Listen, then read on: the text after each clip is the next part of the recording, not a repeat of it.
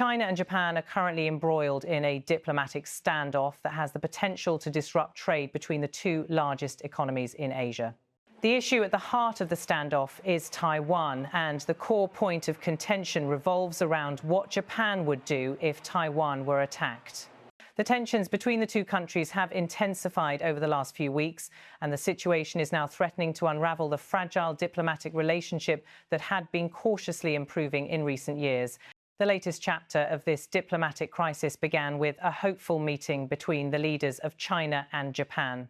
At the APEC summit, the two leaders shared a handshake that was widely regarded as a gesture of reconciliation and a fresh beginning in their bilateral relations. Following the summit, Japan's new Prime Minister made optimistic statements about the potential for improved relations, saying that despite the challenges and pending issues between Japan and China, both countries could achieve concrete results through mutual cooperation. There are various pending issues and challenges between Japan and China, but I hope to reduce them and achieve concrete results, Prime Minister Takaichi said at the time. For a brief moment, it seemed as though the meeting could mark a turning point, with both sides appearing willing to move past old grievances. However, this newfound optimism was short-lived. A week later, Japan's Minister of Internal Affairs and Communications, Sanae Takaichi, delivered a speech that significantly heightened the tension between the two countries. Takaichi suggested that Japan could intervene militarily in Taiwan's defense should China take aggressive action toward the island. If China were to deploy battleships and involve the use of force, I believe this could be deemed a situation threatening Japan's survival, Takaichi said, clearly signaling Japan's willingness to defend Taiwan if necessary. Takaichi's remarks were quickly met with strong condemnation from Beijing. A senior Chinese diplomat responding to the comments posted a message on the social media platform X, which many interpreted as a veiled threat of violence against Japan's prime minister. The message was subsequently deleted, but its implications were clear. The remark caused widespread anger in Japan, with Japanese officials immediately condemning the statement. This is extremely inappropriate for a representative of a Chinese diplomatic mission, a Japanese official remarked, calling the language used by the Chinese diplomat completely unacceptable. The situation grew more complicated when Taiwan also joined the fray, offering support for Japan. Taiwanese representatives, who have long been wary of Chinese aggression, expressed concern over the escalating rhetoric from Beijing. At this critical moment, we must support Japan to effectively stabilize the situation and stop the Chinese Communist Party's bullying, a spokesperson from Taiwan said. This statement only added fuel to the fire, as it implied that the diplomatic crisis was no longer a bilateral issue between Japan and China, but a wider regional conflict involving Taiwan. In response to the growing tensions, China began to take retaliatory actions. The Chinese government announced a suspension of fish imports from Japan, citing unspecified safety concerns. This move has caused significant disruption to key Japanese industries, particularly those that rely on the export of fish products to China. In addition to the trade measures, China also issued a stern warning to its citizens, advising them not to travel to Japan due to the rising tensions. China solemnly urges Japan to retract its wrongful statements, stop creating trouble on issues related to China, and take concrete actions to correct its mistakes, a Chinese government spokesperson said, further escalating the conflict between the two countries. The economic fallout from these actions has already begun to affect businesses in both countries. In Japan, tourism companies are feeling the impact of the Chinese travel advisory. Ueni Shin, a tour operator based in Tokyo, described the immediate effects of the diplomatic fallout on his business. Yesterday, about 6 groups cancelled on us, which is roughly 10%. Today, 10 more cancelled on us. So in total, about 20 bookings have been cancelled, and that's about 80% of our market. Shin said, highlighting how quickly the situation is affecting the tourism sector.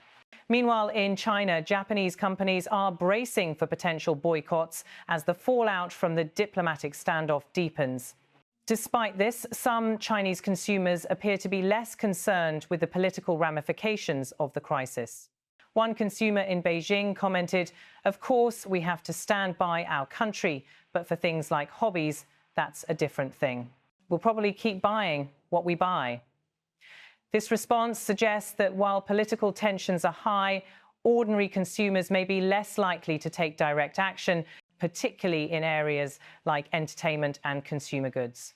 In an effort to de-escalate the situation, Japan has sent a diplomat to Beijing for talks. However, these diplomatic overtures have so far yielded no significant results. Both sides appear entrenched in their positions, and there is little indication that either Japan's Prime Minister, Takaichi, or her Chinese counterpart are willing to back down. We have a serious responsibility to resolve this issue peacefully, Prime Minister Takaichi said, calling for a calm and rational approach to the crisis.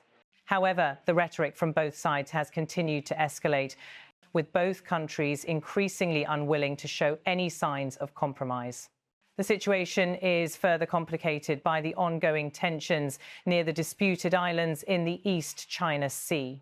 Both Japan and China claim sovereignty over several small islands in the region, and recent confrontations between naval forces from both countries have raised concerns about the possibility of military conflict. In particular, Chinese naval vessels have been reported to have approached Japanese territory in recent weeks, leading to growing fears that the conflict could spill over into a wider military confrontation.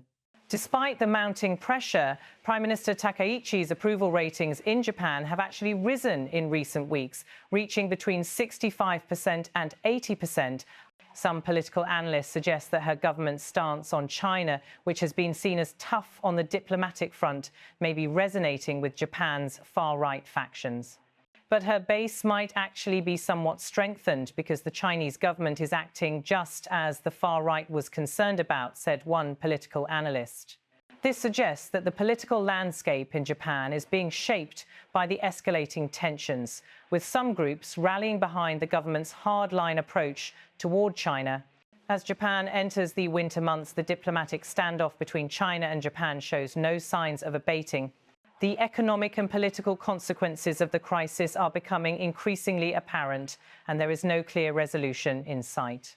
The situation remains volatile, and both sides appear locked in a cycle of retaliation and escalation.